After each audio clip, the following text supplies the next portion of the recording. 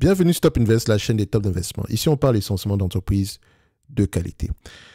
Tôt ou tard, le marché finira par vous présenter une opportunité d'investissement. C'est une certitude. En fait, c'est tellement... Aucune entreprise les arbres ne montent pas du ciel, on va le dire comme ça.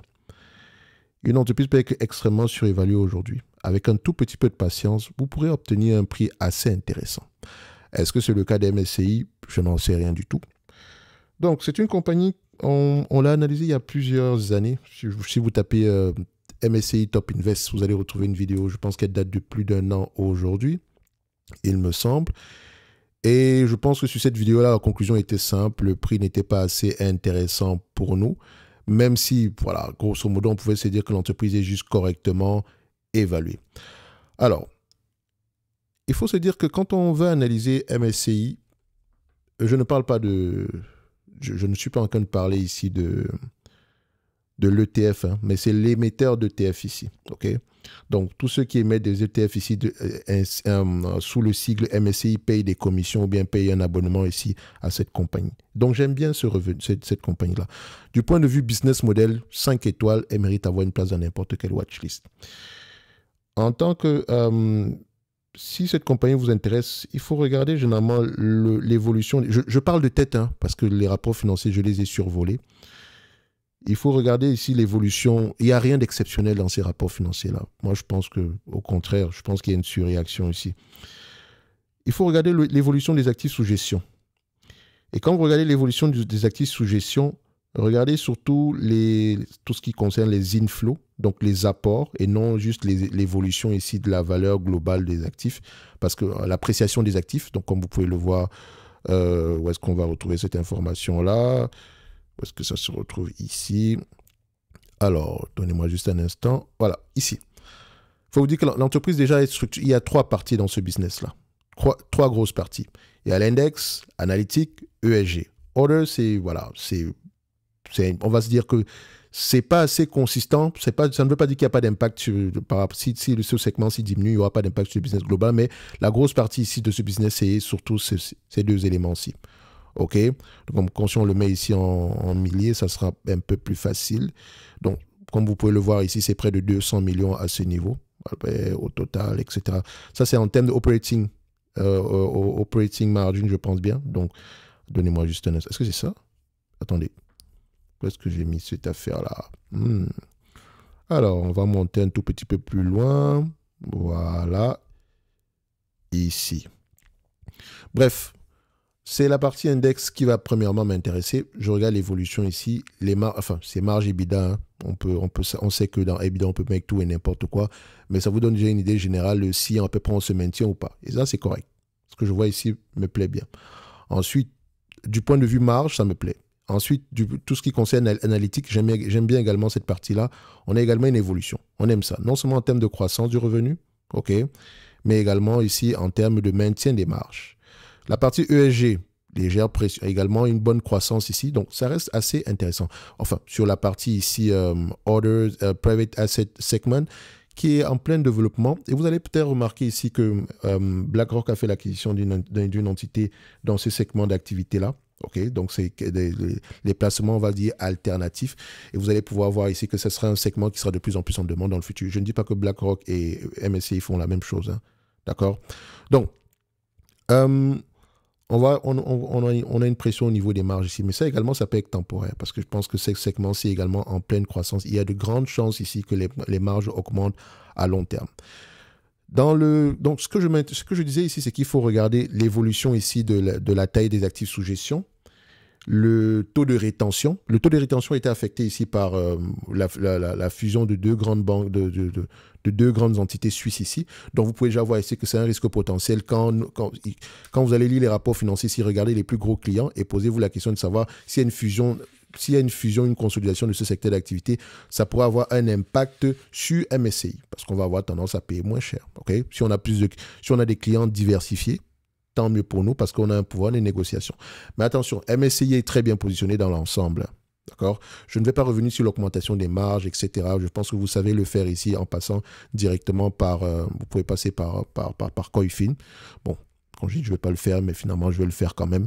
Voilà, comme d'habitude. Alors, vous connaissez combien de business avec une augmentation des marges? Je vous ai toujours dit ici que stabilité ou croissance des marges, ce n'est pas pour rien. Les marges brutes, c'est le premier niveau. Le premier niveau ici, le pricing power, c'est la stabilité dans le temps. Le deuxième niveau, c'est l'augmentation des marges. Ici, on est au deuxième niveau, clairement, ce qu'on aime. Ensuite, marge brute doit toujours aller dans le même sens avec marge EBITDA. Qu'est-ce que ça raconte? La même chose. On aime ça. Ensuite, on compare ici net income et free cash flow. Les entreprises de qualité font de l'argent réel, pas de l'argent supposé. Bénéfice net, c'est de l'argent supposé. Ça ne veut pas dire que c'est du cash qui rentre réellement ici parce qu'on peut manipuler cette histoire-là. OK? Donc, comparez toujours les bénéfices nets avec les free cash flow. Et les deux doivent aller dans le même sens. Je vais juste voir ici si voilà. Les deux doivent toujours aller dans le même sens. Et quand on met ici les deux côte à côte, free cash flow est plus élevé que net income.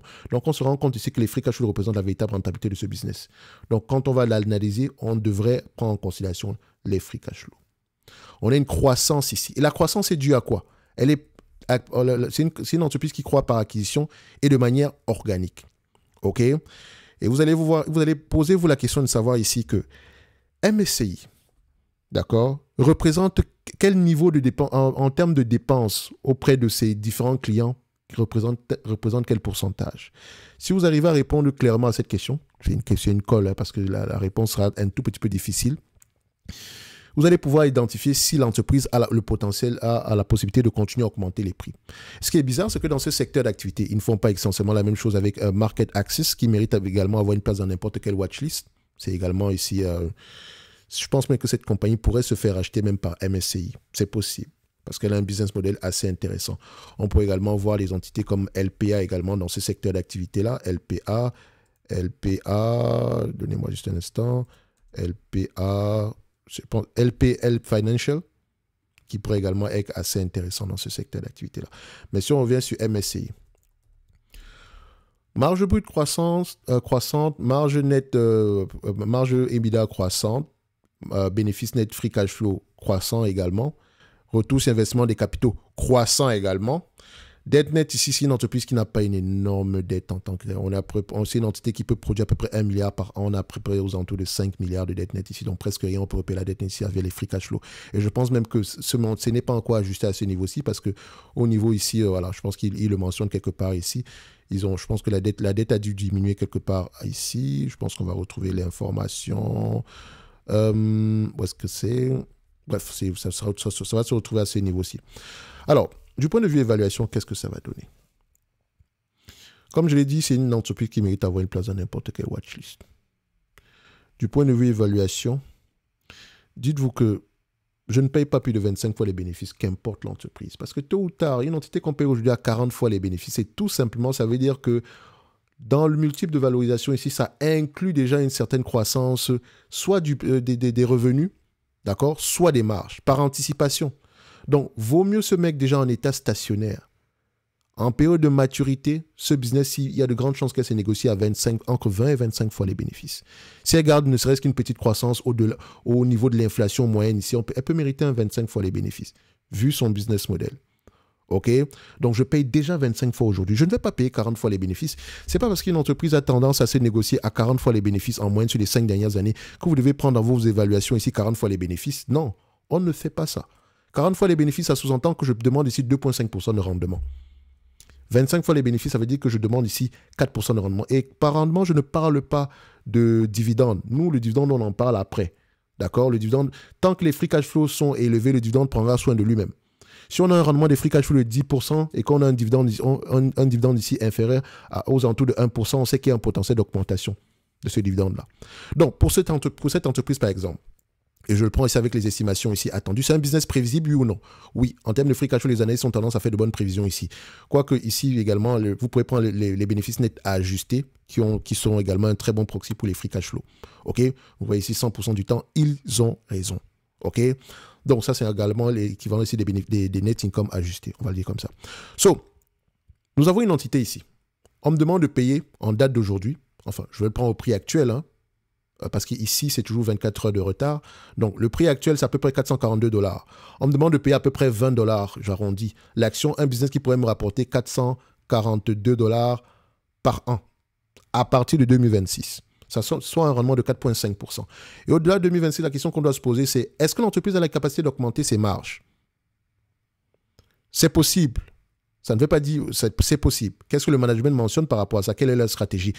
Si vous voulez à peu près faire des recherches dans ce sens-là, regardez toujours dans quel sens va la compensation, la rémunération des dirigeants ici. Quels sont les objectifs qu'on leur propose? Vous pouvez retrouver cette information dans le Proxy Testament.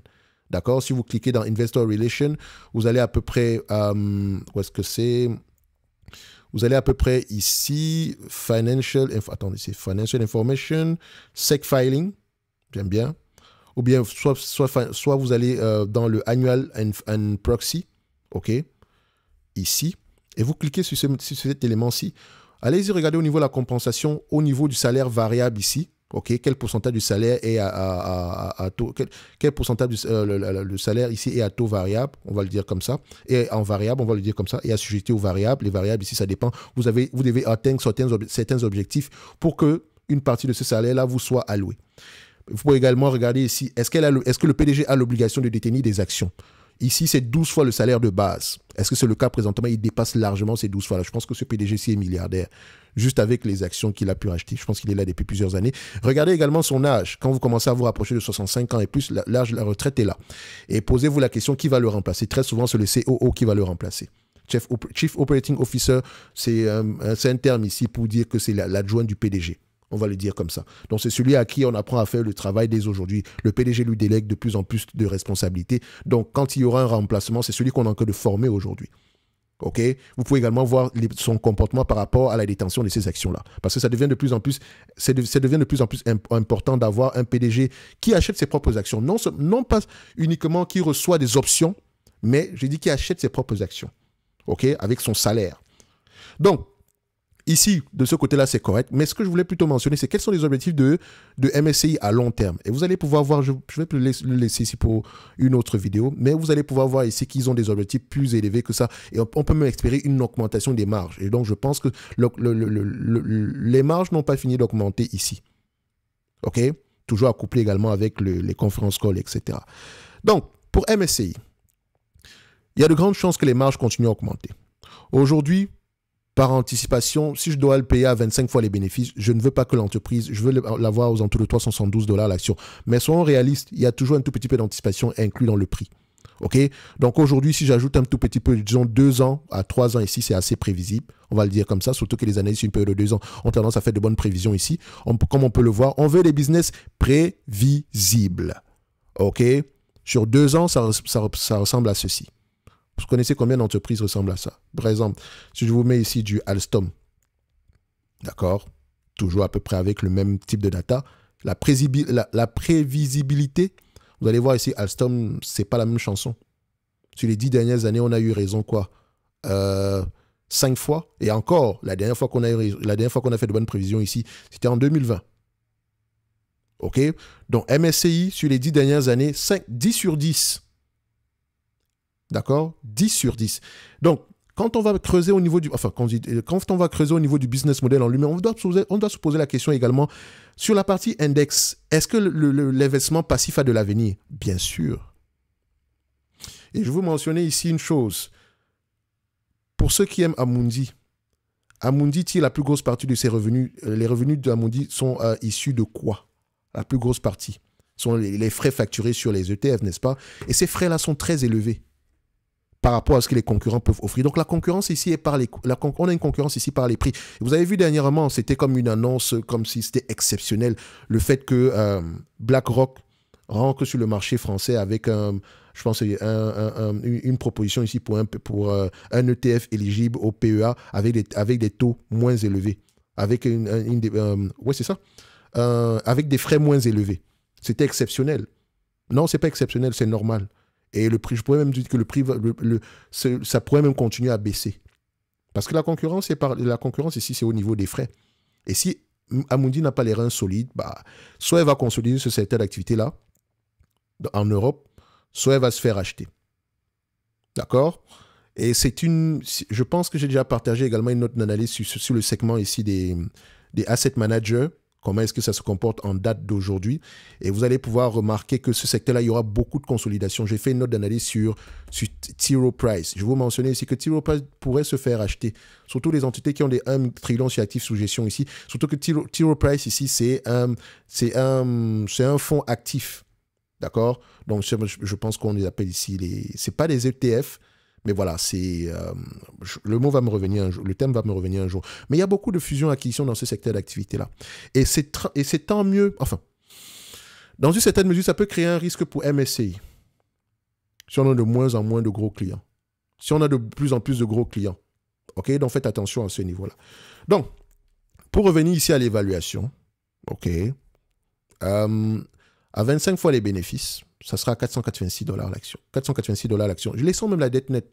Enfin, si on enlève la dette nette ici en date d'aujourd'hui, vu que nous, on aime bien ça, moins la dette nette à $52, 486, on est à peu près, on atteint aujourd'hui $430. Donc, le prix actuel est, selon nous, est correct.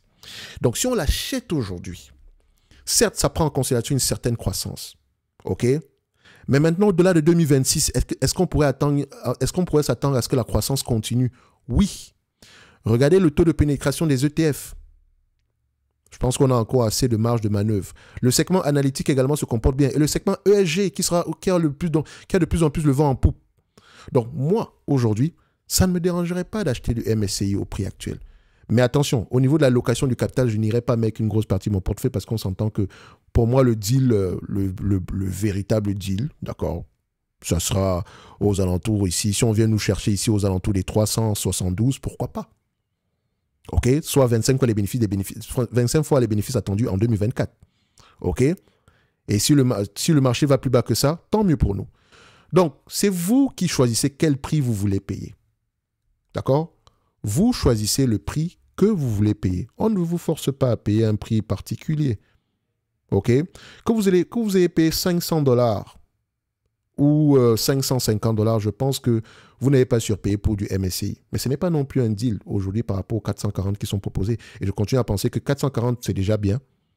Mais on peut faire plus d'efforts que ça. Donc, si je choisis rentrer sur du MSCI parce que c'est une entreprise extra qualitative, il faut souvent parfois accepter de payer un tout petit peu plus. OK? Pour moi, payer un tout petit peu plus, c'est payer la juste valeur. C'est tout. Et vérifier qu'on peut avoir des opportunités de croissance ici à l'avenir. Et je pense que c'est le cas ici. La croissance sera là. D'accord? Il y a également des risques, ne l'oubliez pas. Mais quand on parle de croissance ici, la croissance tend à ralentir dans le temps. Et quand on parle de croissance des marges ou bien croissance ici des bénéfices du point de vue, croissance ici des revenus. Quoique les deux peuvent aller dans le même sens parce que si on augmente les marges ici par ricochet, si on augmente les prix ici par ricochet, ça se vérifie au niveau des revenus. D'accord? Donc, on va suivre les actifs sous gestion, on va suivre ici... comment on appelle ça, voilà, enfin, j'avais mentionné le taux de rétention, etc. Bref, MSCI, en date d'aujourd'hui, ça commence à sentir bon. OK? Et faites à peu près le même... comportez-vous à peu près de la même façon sur les entreprises aujourd'hui qui semblent surévaluées. Quand une entreprise est négociée à plus de 40, 50 fois les bénéfices en date d'aujourd'hui, excusez-moi, mais il y a peut-être des bonnes raisons derrière, mais sachez que si l'entreprise ne livre pas la marchandise, OK, le prix va ressembler à ce que vous voyez en date d'aujourd'hui. Et ça peut vouloir dire que les marchés sont de plus en plus frileux. Moi, je n'essaie pas de timer le marché ici. Si une entreprise m'intéresse, je fixe mon prix d'achat. Donc, mon rendement par rapport à mon coût d'acquisition doit être élevé. Ici, il n'est pas élevé par rapport à mon coût d'acquisition, mais il est correct par rapport à ce que je suis prêt à payer au max pour cette compagnie. Si c'est 25 fois les bénéfices. C'est un business prévisible, pourquoi pas? OK? Comme je le mentionnais tantôt, j'ai présenté ici une vidéo réaction sur un article ici écrit par Philippe Leblanc. Ça s'intitulait « L'évaluation ne sert à rien ». Allez-y, écoutez cette vidéo-là, ça pourrait être assez intéressant. Une autre vidéo également qui pourrait aller dans le même sens par rapport à cette entreprise-ci, c'est « La bourse est imprévisible. Une chose est certaine, le futur est incertain ». Okay? On n'achète pas une compagnie de croissance à un prix qui implique la croissance. Et le prix qui implique la croissance pour moi ici, qui n'implique pas la croissance pour moi ici aux alentours des 372. Mais comme je l'ai mentionné tantôt, ça ne me dérange pas de commencer à faire l'acquisition en date d'aujourd'hui. Ça va devoir se jouer en termes d'allocation, en termes de pondération dans mon portefeuille. 1% des actifs, pourquoi pas? OK? Et si ça continue à baisser à 372, on mettra peut-être 3%. OK? Ce n'est que mon avis et non un conseil d'investissement. Hein. Comme d'habitude, je me réserve le droit de me tromper. C'est une excellente entreprise. Franchement, si vous avez du temps, passez plus, ça serait bien de commencer à faire vos recherches ici. N'achetez pas uniquement parce que vous avez entendu une vidéo quantitative, etc. Ça, c'est ce qu'on appelle une analyse quantitative. Je peux parler de MSCI ici parce que j'ai déjà lu sur le secteur d'activité, un tout petit peu sur MSCI ici, d'accord? Mais celle-ci ne fait pas référence à une analyse fondamentale. Donc, il faut que j'aille lire encore les rapports financiers par rapport à ce qui s'est passé présentement. Écoutez les conférences calls, peut-être qu'on fera une autre analyse, je ne sais pas moi, dans 2, 3, 4 mois ici. Bref, si j'ai du temps. D'accord? Mais au prix actuel, pourquoi pas? Si vous avez acheté du MSCI, dites-moi si vous en avez en portefeuille, à combien vous l'avez eu ici, et quels sont vos objectifs à long terme. Si on extrapole un tout petit peu, je n'ai pas parlé du dividende. Le dividende ici, il y a de grandes chances qu'il monte, qu'il continue à croître. Ça, c'est même pas une discussion. Maintenant, est-ce que la question est de savoir, est-ce qu'on aura une croissance de combien par rapport au dividende l'année prochaine? Non, c'est pas ça la question. Il faut regarder, on aura une croissance des bénéfices de combien? C'est ça qui nous intéresse. OK? Parce que tant que la marge, tant que les bénéfices augmentent, le dividende augmentera, dépendamment du période ratio ici. Et actuellement, aujourd'hui, on peut discuter de 2,111, mais on vous donne 1,24%. Donc, il y a encore une marge de croissance derrière. OK? Est-ce qu'elle rachète ses actions ici? On n'a pas vérifié, mais ça ne nous étonne pas non plus. D'accord? Elle rachète ses actions ici. Moi, le plus important pour moi, c'est par rapport au prix actuel, est-ce qu'elle devrait continuer à racheter ses actions? Je pense que oui, mais timidement. Oui, mais timidement. OK? Bref, on revient ici par rapport à l'évaluation. Je vais juste extrapoler un tout petit peu par rapport aux attentes. Comme je dis toujours ici, si l'entreprise garde ses niveaux de croissance pour les années à venir, d'accord, par rapport à l'estimation des analystes, on s'entend qu'ils ont tendance à avoir raison. On s'entend une croissance moyenne ici d'une dizaine de pourcents. Si ça se réalise et que je paye 25 fois les bénéfices, je pourrais attendre à peu près 695 $ à l'action d'ici 2029. Si on prend 695, d'accord, divisé par 442 $ le prix actuel à l'heure où je tourne cette vidéo, ça représente 1,57. 1,57 ici, voilà, en moyenne, ça fait un rendement potentiel de 10%, à peu près 9,40% par là. Et ce n'est pas tout. Il ne suffit juste pas de se dire cela. Enfin, de se dire qu'on peut avoir de 695 $. Ça va provenir d'où? Donc, on questionne les opportunités de croissance. Même si on a une idée générale ici du fait que les ETF soient de plus en plus à la mode, quelle est la taille du marché?